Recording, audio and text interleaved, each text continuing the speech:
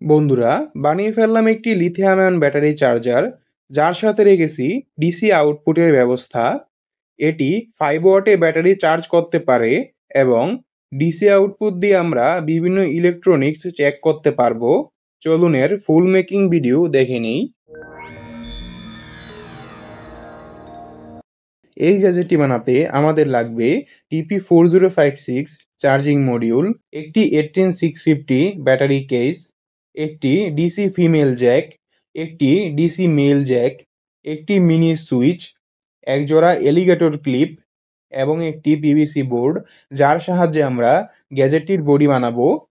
আমরা পিভিসি বোর্ডটিকে এর বডি এর সাইজ অনুযায়ী কেটে নিয়েছি। এখন কম্পোনেন্টগুলো লাগিয়ে নেই।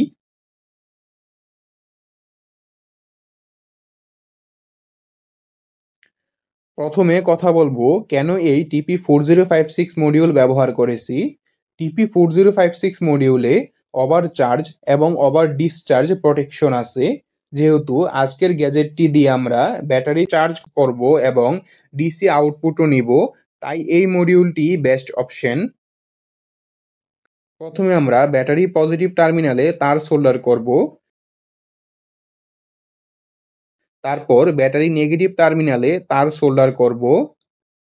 ব্যাটারি পজিটিভ এবং নেগেটিভ টার্মিনালে তার সোল্ডার করা শেষ। এখন আমরা আউটপুট পজিটিভ টার্মিনালে তার সোল্ডার করব। তারপর আউটপুট নেগেটিভ টার্মিনালে তার সোল্ডার করব। এখন আমরা সুইচ এবং ডিসি পোর্টে আউটপুটের তারগুলো সোল্ডার করব। প্রথমে আমি নেগেটিভ আউটপুট তারটি ডিসি ফিমেল জ্যাকে সোল্ডার করব।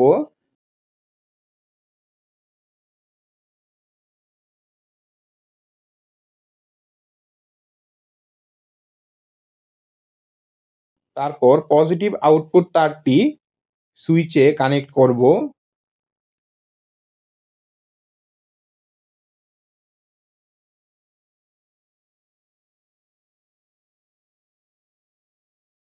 এখন ডিসি পজিটিভ টার্মিনাল থেকে একটি তার সুইচে সোল্ডার করে নিব।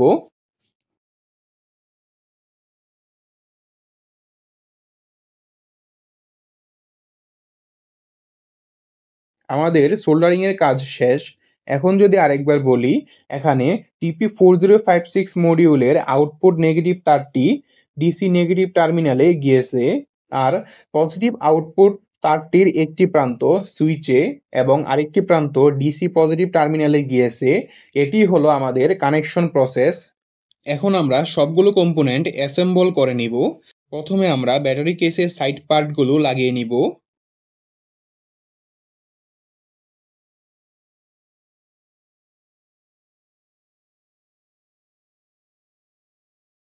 এখন ব্যাটারি কেসের সাথে TP4056 মডিউলের ব্যাটারি পজিটিভ নেগেটিভ তার কানেক্ট করব।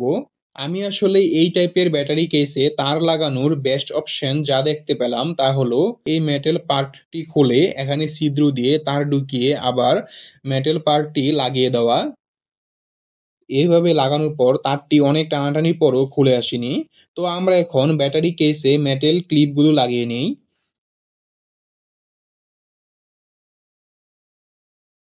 এখন আমরা নিচের পার্টটি লাগাবো।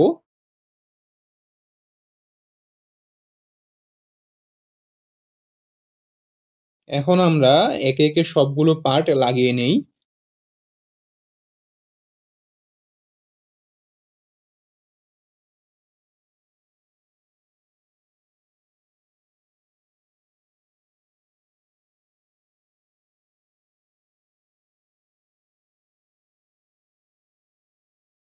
মডিউলটি শক্তভাবে থাকার জন্য আমি এখানে একটি পিভিসি এর টুকরো ব্যবহার করব। তবে খেয়াল রাখতে হবে যে মডিউলটিতে যেন সুপার গ্লু না লাগে। এই প্রজেক্টে ব্যাটারি কেসে এই ফিতাটি ব্যবহার করেছি। ব্যাটারি বসানোর আগে ফিতাটি নিচে রেখে দিলে ফিতা টান দিলে খুবই সহজে ব্যাটারি খুলে আসে। তো আমাদের ফাইনাল প্রোডাক্টটি দেখতে এরকম হলো। এপাশে সুইচ, এপাশে টাইপ সি পোর্ট, আর এপাশে ডিসি আউটপুটের অপশন আছে। এটিকে যদি ইউএসবি টেস্টারে কানেক্ট করি, দেখা যাচ্ছে এটি 4.98 ভোল্ট এবং 1.01 এম্পিয়ারের চার্জ দিচ্ছে, মানে এটি 5 ওয়াটে ব্যাটারি চার্জ করতেছে।